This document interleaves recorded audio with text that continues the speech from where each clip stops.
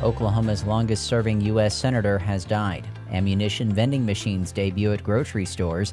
And the state superintendent wants a complete overhaul of social studies standards. We'll have details on the KGOU AM News Brief for Wednesday, July 10th. I'm Nick Daniels. Oklahoma's longest-serving U.S. Senator Jim Inhofe has died. Sources close to the family say the former senator died yesterday morning after suffering a stroke over the 4th of July weekend. Inhofe's political career spanned over 6 decades. He served in the U.S. House of Representatives and was the 32nd mayor of Tulsa. He served as a U.S. Senator from 1994 to 2022. Inhofe was 89. Lawmakers are reacting to the death of the former senator. OPMX's Kate Kelly has more on their reaction. Politicians across the country are offering condolences to the family of Senator Jim Inhofe and praising his career. Mitch McConnell put out a statement praising Inhofe for his support of military spending and of the energy industry. His Oklahoma colleagues offered up praise too, including Governor Kevin Stitt. We truly lost a great Oklahoman and a great American. Responding to reporters at the Capitol, Stitt says Inhofe was a friend of his and someone he looked up to. The governor said Inhofe represented Oklahoma values and displayed what he calls Oklahoma common sense. I'm Kate Kelly. State Superintendent Ryan Walters is tapping national conservative figures to head up a committee reviewing academic standards for social studies education.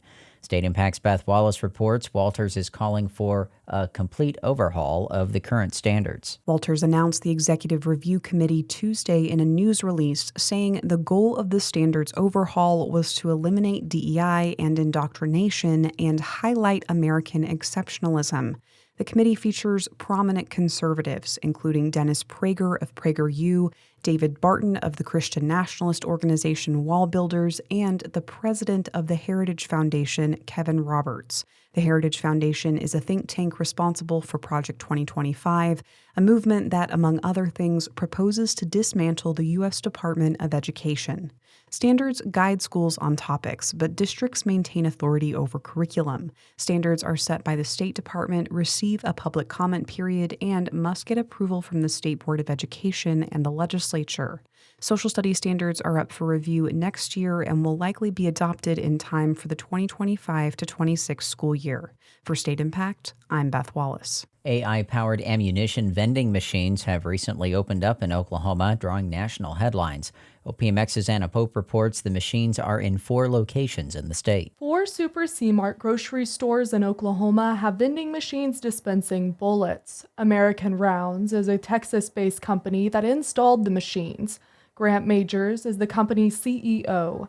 He says people must be at least 21 to buy the ammunition. The machine scans a customer's ID and uses facial recognition software to verify their identification. He says it's a safer way to buy ammunition. I went into stores. I've seen open boxes of ammunition just sitting on the shelf. The company also installed a machine in Alabama, and Major says it plans to install more in Texas and Colorado. I'm Anna Pope. Norman City Council met yesterday evening about its contract with A Friend's House, an emergency homeless shelter on Gray Street operated by nonprofit Food and Shelter.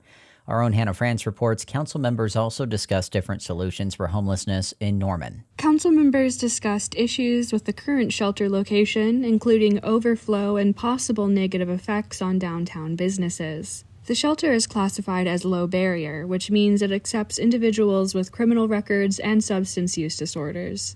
A recent audit conducted by the city auditor found more than $20,000 in funds for the shelter were unaccounted for, though the nonprofit has since released a statement denying any mismanagement of funds. Council also discussed possible alternate locations for a temporary or permanent shelter, including one property on Carter Street and another on the Griffin Memorial Hospital campus, and the need for other resources like case management and a sobering center. The earliest the City Council could vote on the renewal of its contract with A Friend's House is at the next City Council meeting on Tuesday, July 23rd.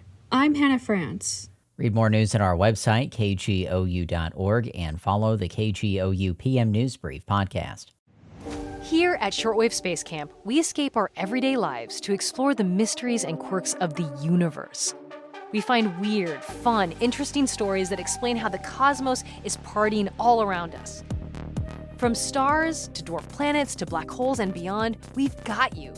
Listen now to the Shortwave podcast from NPR.